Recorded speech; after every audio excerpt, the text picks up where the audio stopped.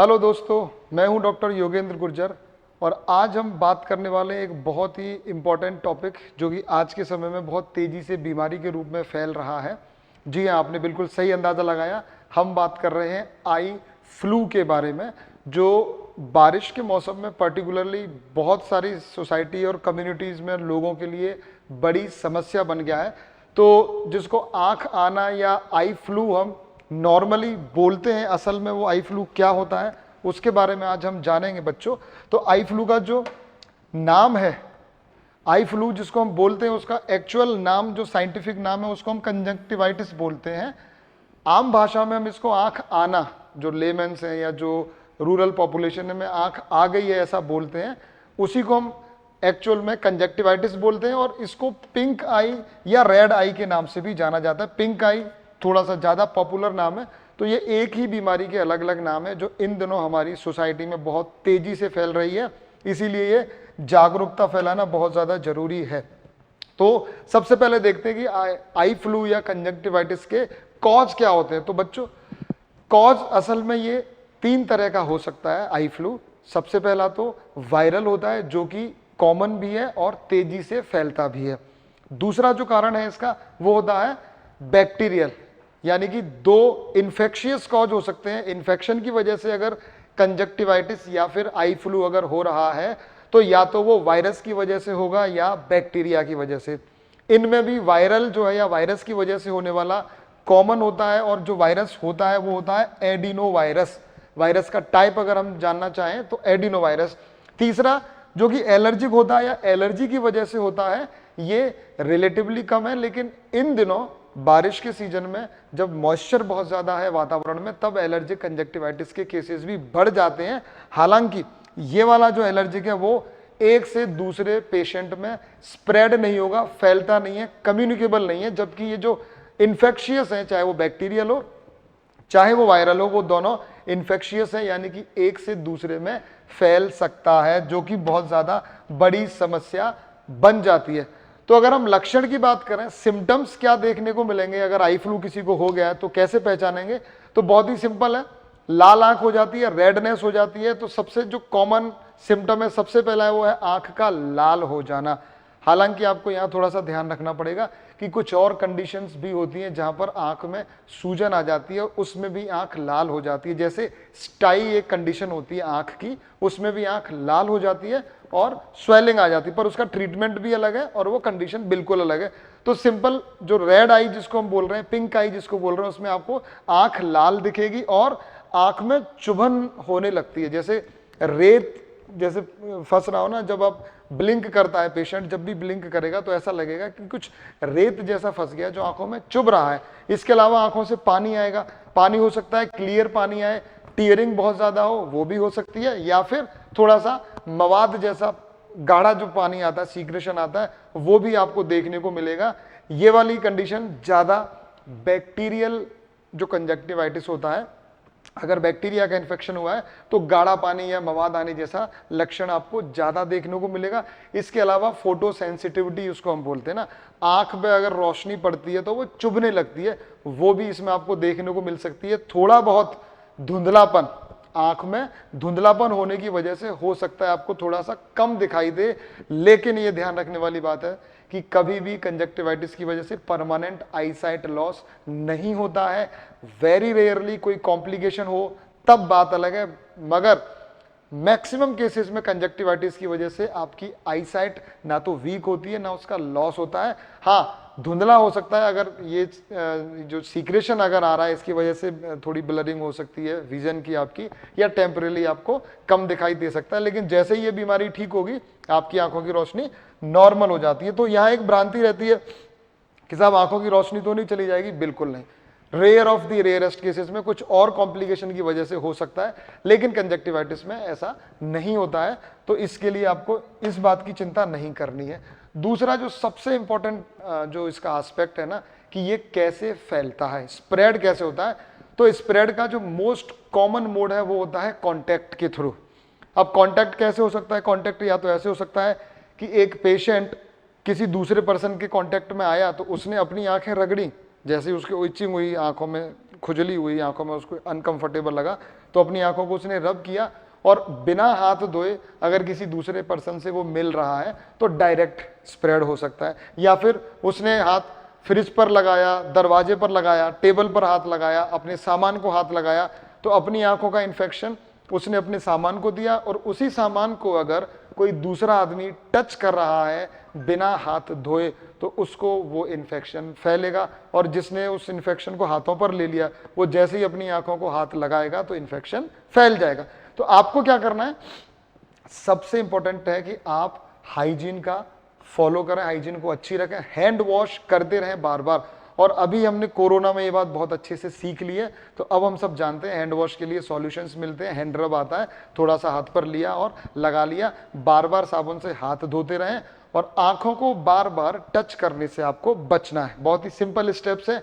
और इसमें भी एक भ्रांति है, वो भ्रांति ये है कि साहब देख लिया अगर हमने आई फ्लू वाले मरीज को तो हमें आई फ्लू हो जाएगा। पूरी तरह से असत्य बात है, गलत बात है।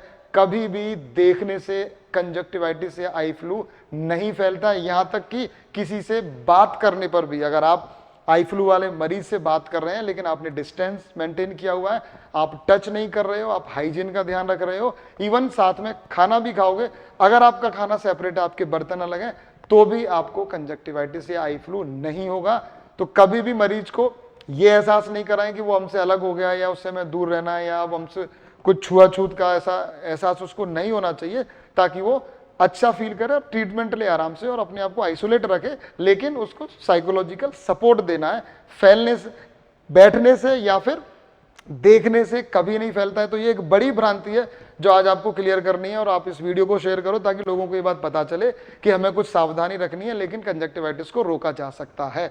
तो सबसे बड़ा जो मोड या माध्यम था वो था कांटेक्ट के थ्रू। अब इसको हमें प्रिवेंट कैसे करना है, फैलने से रोकना ही इसका सबसे इफेक्टिव इलाज है। क्योंकि इंडिविजुअल ट्रीटमेंट हम पेशेंट को देते हैं वो तो करना है, लेकिन ये परेशानी बड़ी कब बनती है, जब ये सोसाइटी में बहुत तेजी से फैलता है।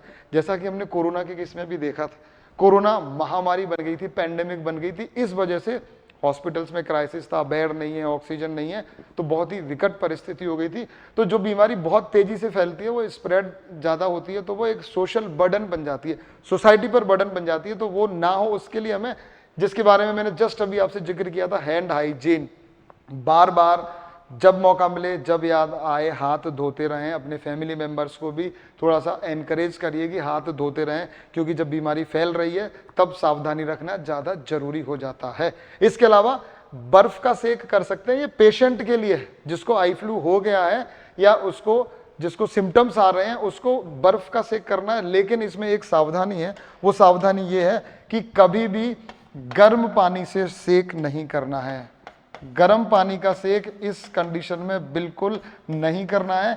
वो एक अलग कंडीशन है, स्टाई जिसको बोलते हैं। उस स्टाई में हम ये सलाह देते हैं क्योंकि वहाँ सूजन आई हुई होती है, तब हम कहते हैं कि गर्म पानी से सेक करना है। इसमें कंजक्टिवाइटिस में गर्म पानी का सेक नुकसान करेगा, इसलिए कभी आपको गर्म पानी का सेक नहीं करना। बर्फ का सेक कर सकते हो अगर उससे आपको लगता है कि आराम मिल रहा है। और सबसे अच्छा तरीका है, हाथ धोने के बाद साबुन से हाथ धो करके साफ पानी लेकर के, ठंडा पानी, नॉर्मल पानी लेकर के आंखों से छींटे मार करके उसको साफ कर सकते हो। लेकिन हाइजीन बहुत जरूरी है। अपने बर्तन को भी अलग रखने की कोशिश करो ताकि किसी और परिवार वाले के संपर्क में वो नहीं आए।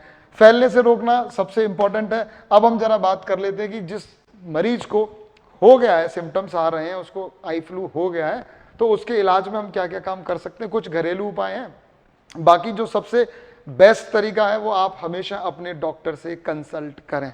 प्रेफरेबली ऑप्थेल्मोलॉजिस्ट से अगर आप एडवाइस ले सकते हैं, उनको दिखा सकते हैं तो उनको दिखाएं। अगर ऑप्थेल्मोलॉजिस्ट अवेलेबल नहीं है तो जो नॉर्मल MBBS MD डॉक्टर है, फिजिशियन है, वो भी आपको आराम से देख करके दवाई लिख सकते हैं। एक काला चश्मा, गोगल्स आप यूज कर सकते हो। इससे कई फायदे होंगे। पहला फायदा तो ये होगा कि फोटो सेंसिटिविटी की वजह से आंखों की रोशनी आंखों में जब पड़ती है तो उसकी वजह से जो जलन होती है या आपको आंखों में जो प्रॉब्लम हो रही थी वो कम हो जाएगी। बार बार आपका हाथ आंखों पर नहीं जाएगा और एक सामने वाले को देखने में भी, जब आप रेड आई दिखते हैं तो अच्छा नहीं लगता, तो आपको थोड़ा सा सोशली भी कंफर्टेबल लगेगा। प्लस आपको फोटो सेंसिटिविटी की वजह से इरिटेबिलिटी कम हो जाएगी।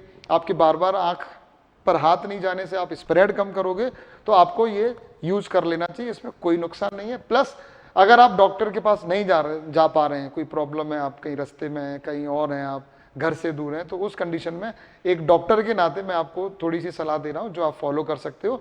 देखो मोस्टली अगर ये वायरल है तो ये समय के साथ में ये सावधानी रखने से धीरे धीरे हील हो जाएगा, ठीक हो जाएगा। आंखों में रेडनेस कम हो जाएगी, पानी आना कम हो जाएगा। लेकिन कई बार सेकेंडरी इन्फेक्शन हो जाता है या तो आंख में, या हो सकता है वो बैक्टीरिया की वजह से ही हुआ हो। ऐसी कंडीशन में आपको आई ड्रॉप लेना है, जो एंटीबायोटिक वाले आई ड्रॉप्स आते हैं, कुछ कॉमन नाम है जो मेडिकल शॉप पर मिल जाते हैं। कोशिश ये करो कि डायरेक्ट फार्मासिस्ट से दवाई लेने की बजाय किसी डॉक्टर को कंसल्ट कर पाओ तो बेस्ट रहेगा। अगर आपकी कंडीशन अभी अलाउ नहीं कर रही है तो मॉक्सीफ्लोक्सासिन या सिप्लॉक्स, जिसमें सिप्रोफ्लोक्सासिन आई ड्रॉप आता है, वो आई ड्रॉप आप डाल सकते हो। ये ध्यान रखने वाली बात क्या है डियर स्टूडेंट्स, कि अगर आपकी एक आंख में सपोज आई फ्लू हुआ है तो आप जब ड्रॉप डालते हो ना, तो ये या तो उसको आप टच मत होने दो आंख से, क्योंकि अगर वो टच हुई और वो ड्रॉप आप अपनी दूसरी आंख में डालते हो तो आपको एक आंख से दूसरी आंख में भी वो बीमारी फैल जाएगी। या फिर एक ही आई ड्रॉप को फैमिली के एक पर्सन ने अगर यूज कर लिया है तो उसको दूसरे पर्सन को यूज ना करने दें, क्योंकि अगर उसको कम इन्फेक्शन होगा तो उल्टा बढ़ जाएगा, इन्फेक्शन नहीं है तो हो जाएगा। तो अपनी दवाई को पर्सनलाइज रखें, अपने पास रखें, उसको यूज नहीं होने दें, सबको यूज नहीं होने देना है। इसके अलावा लुब्रिकेंट ड्रॉप्स आते हैं, जैसे रिफ्रेश आई ड्रॉप करके एक ड्रॉप आता है जिसमें आर्टिफिशियल टीयर होता है, वो आप यूज कर सकते हो, उससे आपको रिलीफ मिलेगा सिम्टम्स में। इसके अलावा चश्मे के बारे में मैंने आपको बता दिया। लेकिन मोस्ट इंपॉर्टेंट है कि जो भ्रांतियां हैं उनसे हमें बचना है। देखने से कभी आई फ्लू नहीं फैलता है। आई फ्लू में एंटीबायोटिक्स का रोल बहुत ज़्यादा नहीं है, सबसे ज़्यादा ज़रूरी है कि हम उसको फैलने से रोकें। और अगर बहुत ज़्यादा कंडीशन लगती है, ख़राब हो रही है या बिगड़ रही है, तो डॉक्टर को दिखाना बिल्कुल नहीं भूलें। और कुछ एंटीबायोटिक ऐसी हैं जो आपको हेल्प कर सकती हैं, जो आप घर पे भी ट्रीटमेंट ले सकते हैं। अगर वीडियो अच्छा लगा है तो अपने साथियों के साथ, लेमेंस के साथ में, दोस्तों के साथ, फैमिली के साथ शेयर कर दो, ताकि लोगों को अवेयरनेस फैले और भ्रांतियों से बच पाएं। वीडियो देखने के लिए बहुत बहुत धन्यवाद।